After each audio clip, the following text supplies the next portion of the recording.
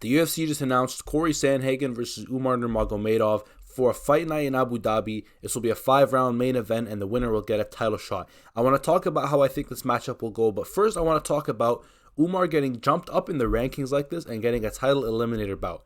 I think that's kind of crazy, but I think it makes sense. I'm going to explain why. It's crazy because Umar is ranked number 10 right now, and he's beaten like nobody in the rankings, right? So him being ranked at 10 alone is like, okay, how did that happen? Who did he beat to get in the top 10? That's a different topic, though. Now he's getting a title eliminator after pulling out of the first match when it was booked for an injury, right? It's not like he cowered away. It was an injury, and now he's gotten the fight again. I don't think he deserves this. I really don't think he deserves this. But I can see why the UFC did it, and I understand why. And if I was going to book a fight, for Sandhagen and I was going to book a fight for Umar, I would have booked this fight. I think this is the most logical matchup you can make. I know people have been calling for Aldo versus Sandhagen. I don't think that's a good matchup. I'm going to talk about those things one by one. First of all, I want to talk about Umar getting jumped up in the rankings like this and fighting number 2, I think. Number 2, next in line for a title shot after Merab. I think this makes sense because Umar is already a star. Why is that? Why does that matter? Because other fighters, usually they have to beat guys in the top 10, right? Make their way to a title shot to kind of build a name for themselves and become a star. Umar didn't have to do any of that. He's beaten no ranked opponents. All of his fights have been in the apex, to my knowledge. I don't think he's ever fought in a crowd and made a name for himself in front of a crowd. No. He's fought in the apex his whole career. He's fought bums, unranked guys, nobodies. But because of that Nurmagomedov last name, he's made himself a star, right? You can check his Instagram. He has like 1.5 million followers. I don't know where the hell they came from. They just spawned in like that, 1.5 million. Cory Sandhagen has like, 400,000? Cory Sandhagen is not a star, which is another thing, right? It's Umar who is a star versus Sandhagen who isn't, right? He's not a star. So Sandhagen, as of right now, him getting a title shot versus O'Malley, it's a fight that's hard to sell. Okay, which is another thing that goes into play, right? Sandhagen arguably could sit out and say, no, I want my title shot at the end of the year. Okay, that's what he could do. But he wants this fight, first of all, so good for him. He wants to fight anybody, and he'll fight this up-and-coming guy because of that Nurmagomedov last name, and he'll fight. He wants to fight. He wants to stay busy. He doesn't want to sit out for a title shot. Big respect to him. But this is also very good for the UFC because Sandhagen right now is not very marketable if he fights O'Malley, right? O'Malley's already not that good on the trash talk, okay? And then Sandhagen, I don't think he ever trash talks. Like, when's the last time we actually even saw him on a pay-per-view? I feel like it's all just been in fight nights. But Sandhagen doesn't really trash talk much. A press conference between O'Malley and Sandhagen would not be all that. Sandhagen's also not much of a star. Like I said, he has like 400,000 on Instagram. He's not talking trash. He's not making those funny, corny videos like Merab. Merab's doing that. At least he's building a name for himself. But Sandhagen has like no name as of right now. Unless you're actually into the sport, then you'll know Sandhagen. Then you'll know him versus O'Malley is actually a very fun matchup. And that's the fight I wanted to see. I didn't want to see Merab versus O'Malley. I really didn't. I'm not interested in that matchup. I think O'Malley just chins Merab. I think I think O'Malley is a terrible matchup for Merab. He's rangy and he's powerful. Merab gets clipped against guys like Cejudo and Moraes. I think Merab's going to get flatlined by O'Malley. I think he'll get brutalized. I think he'll be dead in that octagon. I genuinely think he'll have to be taken out on a stretcher in an ambulance. They'll be using those, defibrillators or whatever on his chest, trying to get him back to life. I don't think he's coming back to life. I think he's going to get murdered against O'Malley. Anyway, that's the topic for when that fight gets officially announced. We can make a long video breaking that down. For now, though, let's talk about Umar versus Sandhagen. A fight between O'Malley and Sandhagen would not be big, right? Sandhagen wouldn't do much trash talking and he wouldn't really promote it that much. O'Malley would try and promote it with his corny little jokes, but it'd just kind of be one-sided promotion. At least with Merab, he can kind of make his jokes, and O'Malley can make his jokes. In the press conference, they're going to be having some back and forth. Sandhagen is not marketable. I'm trying to drive this point home. Sandhagen is not a marketable fighter, okay? A fight between him and O'Malley would be fun, and if you're a true fan, you know it would be fun, but he is not a marketable guy. It's hard to market that fight, okay? That is what it is. I think that fight would be very fun, but it's hard to market. Anyways, leads into this matchup between him and Umar.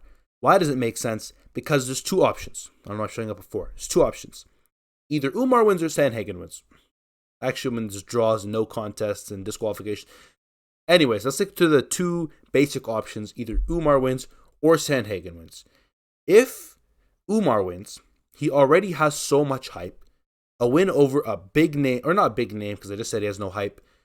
A win over a top contender, there we go, like Sandhagen, will get him right in line for a title shot. It will be deserved because he'll beat the next guy in line for it. And he'll have a big fight with O'Malley. He already has a bunch of clout. The UFC wants him to fight for a belt versus O'Malley. That'd be a huge fight. But how do they get him there? Boom, title elimination. Sorry, that's a tongue twister. Not really, but I'm just my mouth is kind of dry. Title elimination bout with Cory Sandhagen. No wasting time here, pushing him up the rankings bit by bit, risking him maybe even losing a fight. No, push him right to the title contention, title elimination bout. Push him right there. If he wins, boom, title shot at the end of the year, maybe Abu Dhabi, or if O'Malley fights in September, he's not fighting in Abu Dhabi in a month. He's not going to make a turnaround like that. Maybe an MSG or maybe early next year, right? We don't know when. We'll talk about that later. We don't need to worry about when it's going to get booked, but they will book that fight next. Once O'Malley chins Merab and he's looking for an opponent, and Umar has just beaten Sandhagen, O'Malley versus Nurmagomedov, huge fight. What about option 2? What about the option where Sandhagen just fraud checks Umar? Umar's beat nobody, boom. Sandhagen flying knee, puts Umar to sleep, or just outclasses him for 5 rounds straight. Then, Sandhagen has beat a big name in Umar Nurmagomedov. A guy who already has so much hype because of his last name. He beats him, he smokes him, he shows him levels. Boom. He gets more clout to his name, more respect to his name, right? He becomes a bigger name than he already is. He's not really much of a big name right now, but he becomes a big name probably. And then he gets a fight with O'Malley. And then that fight, which was already a super fun fight, now has some hype behind it, right? So both options are great for the UFC. If this fight ends in like a draw or something bad happens, it's going to be terrible for the UFC. But those are the two possibilities. And I think both of them are great for the UFC. I think this matchup makes a lot of sense. If you see how I've painted it out now, you might agree. You might say, yeah, it does make sense. You were right like always. Thank you, sir. But anyways, moving on now to Jose Aldo. People have been saying, why doesn't Jose Aldo fight Sandhagen? Primarily, I saw the MMA Guru calling for that fight, and he got upset when Aldo didn't get it. Yes, Aldo is a legend. Yes, Aldo should be in title talks. Let's get him a matchup which can get him in title contention. Not against Sandhagen, though. I think that's a bad matchup because Sandhagen's a dangerous guy. If we were in a reality where we knew 1,000% that Aldo was going to go out there and just smoke Sandhagen, I would say, yeah, give him that fight. But Sandhagen's a dangerous fighter, and if Aldo's not careful, he could get caught with something crazy, like just random flying knee, boom, and put him out cold, like Frankie Edgar. Out cold, right? No one wants to see a legend go out like that, right? If it's in a title shot, it's different. If it's in a title fight, he can retire, like, hey, guys, it is what it is. I lost, blah, blah, blah. If it's against Sandhagen in, like, a fight night, like, no one wants to see him retire like that. Come on now, right? Put some respect on Aldo's name. Don't give him a guy that can murder him, right? We don't want to see another Frankie Edgar situation, okay? I think Aldo deserves a big fight in the top 5, but not one against someone dangerous like Sandhagen. I just hit my mic, sorry if you heard that. Not one against someone dangerous like Sandhagen, but against Henry Cejudo. He's ranked 5th. He's 5th ranked. He's in the top 5. He's not taking down Aldo. We know that. We know Aldo has great takedown defense. I think that's a perfect matchup for Aldo. Goes out there, smokes Henry Cejudo. Boom. Now he's in the top 5. He should already be kind of high in the rankings, right? Let's be fair, right? He's beaten who was that guy's name? Cheeto. Sorry, I forgot his name. He's beating Cheeto. He's beating Rob Font. He's beaten guys in the rankings.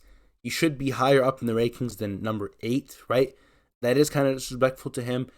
But if he beats Cejudo, then he's already going to be higher in the rankings. He's going to be in the top 5. He can call for a title shot or maybe get one more win and then call for a title shot. But if he beats Cejudo, he's in the top 5, he can probably get a title shot, right? We just saw Merab get a title shot after beating Cejudo, right? Beating Cejudo will be good for him. I think a matchup with Cejudo is perfect for Aldo. That's the perfect matchup you can make. No other matchup makes sense right now. Other ones you can, but this is the best matchup. That's what I'm trying to say here. Best matchup for Aldo is versus Cejudo. Anyways, now I want to talk about the actual fight. I want to make a quick note of something first. A lot of people saying that, oh, these Dagestanis always getting, home court advantage.